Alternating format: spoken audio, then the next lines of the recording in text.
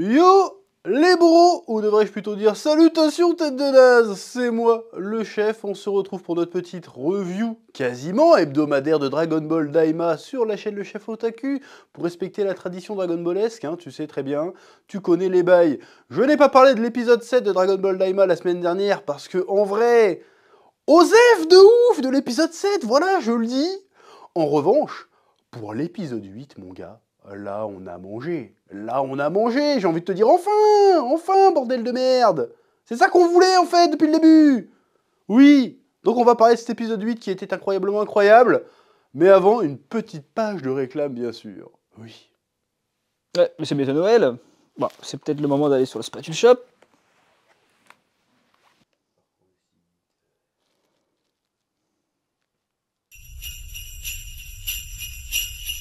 Oh, mais qu'est-ce qui se passe? Oh, oh, oh, bande de petits bâtards. Ah, Chef Noël! Eh oui, c'est moi, je suis de retour pour un Noël de la passion. Oh, oh, oh. Du 29 novembre au 24 décembre, pour tout achat sur la boutique Spatule Shop, une chance de remporter le méga pack de Noël, comprenant les 5 tomes d'Arena, la boîte à quiz manga, le battle quiz manga et une figurine parmi cette sélection. Un gagnant sera tiré au sort par semaine. De plus, durant tout le mois de décembre, profitez d'une offre exclusive avec le pack de Noël. Pour l'achat du tome 1 d'Isekai'Ra, un poster et 2 éclébris offerts. Mais c'est incroyablement incroyable! Oh, oh, oh, je t'aime bien, gamin, tiens, prends ce joint. Waouh, c'est le plus beau Noël de tous les temps. Merci, Chef Noël. Joyeux putain de Noël. Oh, oh, oh, oh, oh. Alors, pour commencer, déjà, oui, le combat contre le Tamagami ou je sais pas quoi, là, c'était une masterclass. Voilà, je pense qu'en termes d'animation, on peut le mettre dans facile, allez, le top 10 au moins de tout l'univers Dragon Ball. Voilà, c'était incroyablement incroyable. C'est ça qu'on demande en fait. Un combat qui mélange habilement le côté art martial un peu plus traditionnel de Dragon Ball et le côté explosif de DBZ. Voilà, mais c'est ça qu'on a toujours demandé, c'est ça qu'on a toujours voulu en fait. Et là, c'était très très bien. C'était très très bien. Et les Tamagami, sans déconner, bon, c'est pas des petits. Ils payent pas de mine, mais c'est pas des petits adversaires, hein, parce que il a quand même dû sortir le Super Saiyan 2 pour le finir. Donc ça veut dire que le gars, il est au moins aussi fort que Cell. Techniquement, si tu respectes la charte des puissances, on n'est pas loin. Donc oui, le combat était incroyablement incroyable, il y avait de la chorégraphie, il utilisait le bâton magique de manière incroyable. Je veux dire, mais chaque coup, t'avais l'impression qu'ils étaient pensés. Alors certes, on sort complètement du cliché qu'on a souvent sur les combats dans Dragon Ball Z, où c'est deux frames qui se déplacent pendant 25 minutes. Ça, c'était l'ancien DBZ. Mais en vrai, le vrai DBZ, quand les combats étaient vachement bien animés, on avait ces genres de trucs. Voilà, c'était beau. En termes de production, ça s'est complètement lâché. J'ai même envie de te dire, mais pour l'instant, je vais te dire, et c'est pas parce que je suis juste un bandeur de Dragon Ball que je te dis ça, c'est parce que je pense qu'on est sur un des combats de l'année. Mais tout confondu. Tout confondu. J'ai eu plus de sensations sur ce... À chaque plan, chaque attaque, j'ai fait « Oh, les bâtards !» Chaque plan. J'étais là « Oh, oh !» Mais quand ça va s'arrêter en fait? Et quand il y a le Kamehameha final, je fais oh ça y est, là c'est bon, c'est du DBZ, on est de retour, on a notre prime. We are so back. J'étais comme un fou. Voilà, le combat était incroyable. Et franchement, alors je dis pas qu'il faut un combat comme ça chaque épisode évidemment, mais cet épisode, pour le côté scénario aussi, hein, je vais y revenir, c'est ça qu'on veut en fait. En tout cas personnellement, c'est ça que je veux depuis le début. Pourquoi on doit attendre 8 épisodes pour avoir ça en fait? Parce que en vrai, concrètement, on va pas se mytho. Sur les 8 épisodes qu'on a eu, tu peux en enlever 3 et arrive à la même scène, c'est la même, ça change rien en fait. Donc c'est très dommage quand même, parce que je vais quand même chier un peu dessus, tu me connais. C'est très dommage d'avoir ces moyens de production là, de mettre autant d'amour dedans, mais d'avoir un pacing dégueulasse, d'avoir un rythme dégueulasse. C'est dommage. Alors c'est un parti pris. C'est un parti pris, je comprends. Et me sortez pas d'excuses, oui, mais c'est pour les enfants, ta gueule, ça a toujours été pour les enfants, ça n'a pas forcément été comme ça tout le temps. C'est pas parce que c'est pour les enfants que tu dois pas être rythmé, ça n'a aucun rapport. Donc cet argument, il m'énerve. Arrêtez de sortir cet argument. Oui, c'est plus de ton âge, ça n'a jamais été de mon âge. J'ai 34 piges. Les mangas, je devrais arrêter, moi, normalement. Déjà de base. Je devrais te parler que de trucs, genre, comment il s'appelle? Bah, j'oublie les noms. Je devrais te parler d'Urasawa, de Asano, voilà, je devrais me branler là-dessus. Non, moi, je suis un bandeur de shonen et un bandeur de Dragon Ball. Donc j'en ai rien à foutre. C'est pas de mon âge de base. C'est pas une excuse. Bref, donc la partie combat était magnifique, mais s'il faut être un peu pointilleux, je dirais que c'est dommage que ça manque quand même de tension. C'est-à-dire qu'à aucun moment je me suis dit que Goku allait peut-être perdre. J'ai juste été surpris par la puissance du Tamagami. J'espère que c'est vraiment Tamagami, sinon je tape la honte. Mais jamais je me suis dit, ah il est dans la merde le Goku, tu vois. Parce qu'on sait qu'il en a en réserve. Donc c'est un peu dommage, il manquait un peu cette tension. Tiens, est-ce qu'il va perdre? Il manquait aussi cet enjeu. Parce qu'on sent que Goku se bat plus pour s'amuser que pour accomplir une quête. Bon, il y a eu des combats comme ça dans Dragon Ball, hein, de tout temps, mais là, on était quand même en espèce de fin d'arc. On aurait été en droit de s'attendre, au vu de la destruction et du niveau d'action fou, on aurait pu s'attendre à un petit peu plus de tension derrière pour nous impliquer encore plus. Mais bon, là j'imagine qu'on va y arriver à un moment donné, il n'y a pas de souci, surtout avec ce qui se profile dans la seconde partie de l'épisode, on va y revenir. Après, il y a la deuxième épreuve qui était un peu rigolote, où il lui fait un bento en fait. Non, c'est pas ça le jeu. Tu sais, ouais, il met la boule dans un gobelet, et puis il fait « Allez, elle est où la boule ?» Je sais plus comment ça s'appelle ce jeu. Et il lui fait ça, et Goku il reste regarder avec son air de débile, et à la fin il fait mais en fait la boule elle est derrière moi, tu l'as jetée, et puis voilà, c'était un peu stylé, il est un peu flex, et puis voilà, donc il a gagné la Dragon Ball. Très bien. Première partie de l'épisode réglée. Mais là, au moment où j'étais en train de regarder, je me suis dit, c'est quand même dommage d'avoir un combat comme ça et que le scénario il avance pas de fou. Est-ce qu'on va retourner à un scénario plan-plan?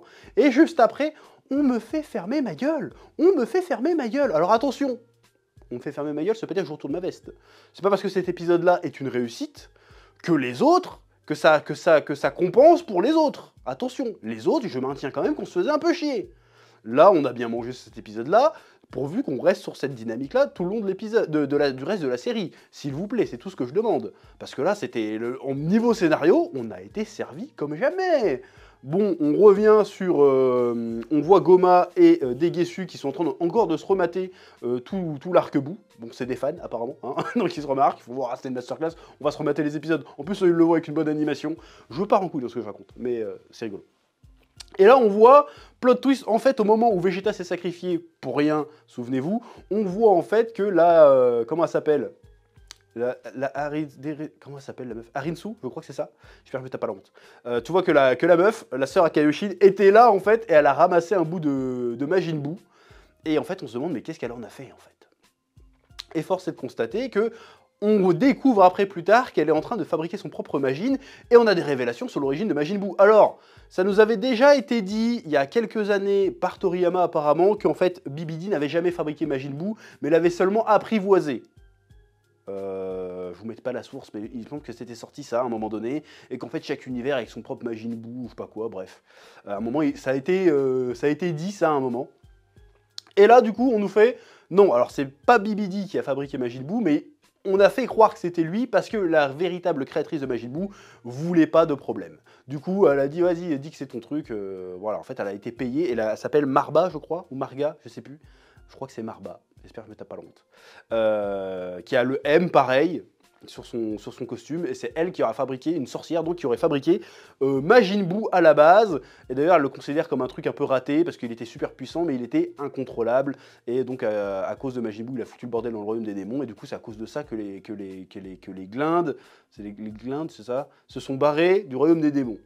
Bon, tout ça ne colle pas vraiment avec tout ce qu'on nous a raconté dans le manga, mais vu qu'on part sur un délire que de toute façon c'est un spin-off et donc on s'en bat les couilles, j'ai envie de dire pourquoi pas. En tout cas, c'était un plot twist intéressant. Et surtout, c'est un plot twist intéressant parce qu'on a peut-être, presque officiellement, la première méchante de l'univers Dragon Ball. Alors il y en a qui vont me dire, oui, mais il y a eu la Reine des Enfers, là, à une époque, dans les fillers. Ça compte pas vraiment. Il y en a qui vont me dire oui, mais il y avait la meuf de Bojack aussi. Ouais, ça compte pas vraiment.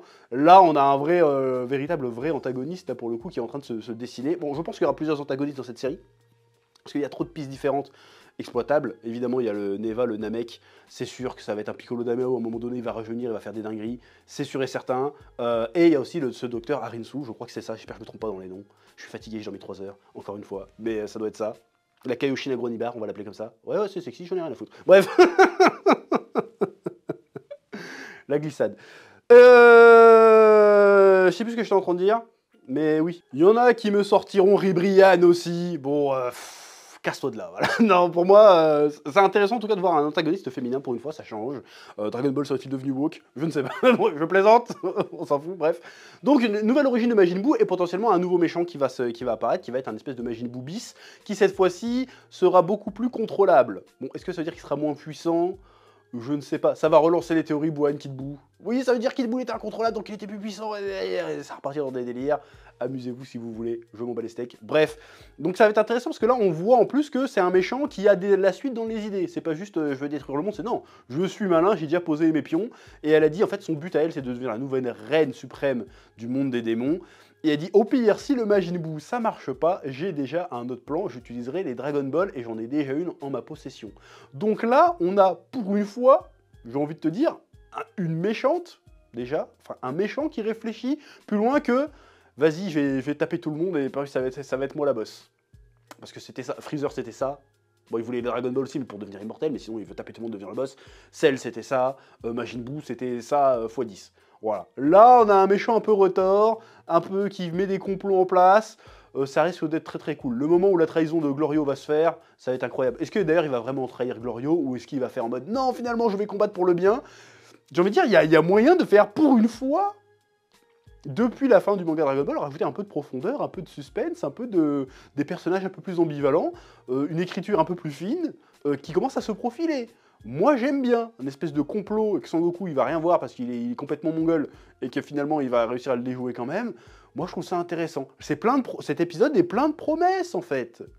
J'avoue que les 2 premiers épisodes m'avaient fait un peu bander, pour être un peu vulgaire, mais la suite m'avait un petit peu refroidi. Alors c'était sympa, c'était cool à regarder, mais on se faisait un peu chier, il n'y avait pas de quoi se l'adresser si tu veux.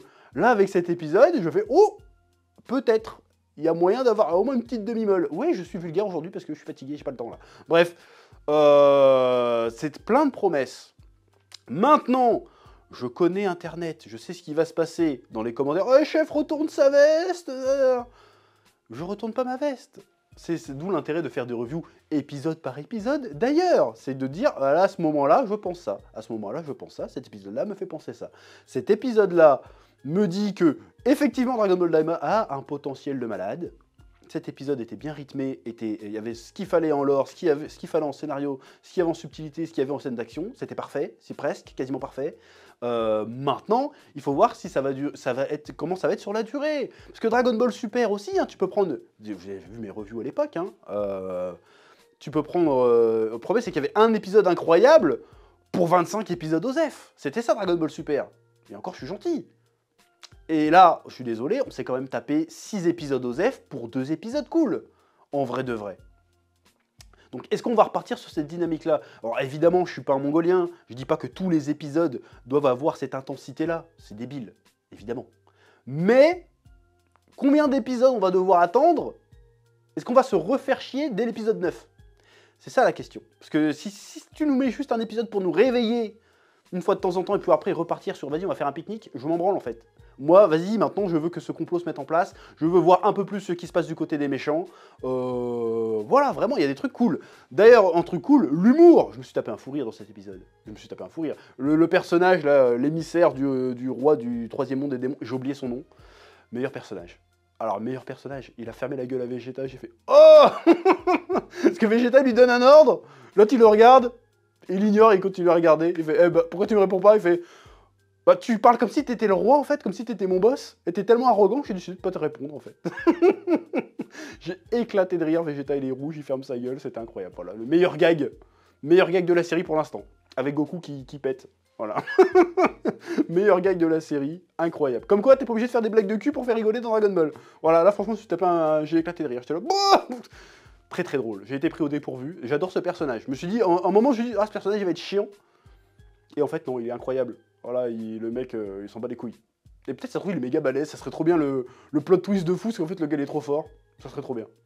Voilà, donc bref, pour conclure, je dirais que c'était un très bon épisode, et en fait, c'est ce qu'on attendait de Daima, en fait. C'est l'espoir qu'on avait, cet épisode incarne, en tout cas pour ma part, hein, je vais pas parler au nom de tout le monde, mais en tout cas pour ma part, c'était ça que je voulais voir avec Dragon Ball Daima. C'était ce genre de truc-là, ce genre à la fois ambitieux, généreux, et bien écrit. Cet épisode était bien écrit. Je dis pas que les autres étaient mal écrits, mais il se passait rien en fait. Il y avait une succession de scènes, mais on s'en foutait. En tout cas, moi, je m'en foutais, c'était sympa, ça faisait passer le temps, voilà, ça faisait voyager un petit peu, mais il faut à un moment donné qu'il se passe des trucs, que ça avance, qu'on nous promette quelque chose. Là, la promesse est très alléchante, je veux en voir plus. Voilà, donc je pense qu'on n'est pas au bout de nos surprises. Ça veut pas dire que l'épisode prochain, si je me fais chier, je viendrai le dire tout pareil. Mais là, force est de constater que cet épisode était vraiment très très bien. Et j'espère qu'on n'est pas au bout de nos surprises et que c'était que le début. Voilà, ça a mis du temps à commencer, mais si on part sur cette lancée-là, ça va vraiment être une masterclass. Là, on est sur l'animé de l'année. Si on est tout sur cette niveau-là, animé de l'année. Il n'y a rien qui... Même, je vais provoquer, mais même One Piece, tu peux mettre toutes les animations que tu veux, les Gear 5 que tu veux. C'est Dragon Ball, c'est la légende, tu peux pas battre. Bref. C'est tout ce que j'avais à dire pour cette semaine. Je vous laisse le soin de me dire ce que vous en avez pensé dans les commentaires. Ce que vous avez pensé de ce nouveau setup avec multicam. Attention, je jongle. Et je reviens. Ça nous fait kiffer d'essayer de faire ce genre de truc. Bref, vous me dites ce que vous en avez pensé en commentaire. Mettez un pouce bleu, vous abonnez. Je vous dis à très bientôt sur le Chef Otaku pour une nouvelle review de Dragon Ball Daima. Et n'oubliez pas, Dragon Ball, c'est la vie. Oui.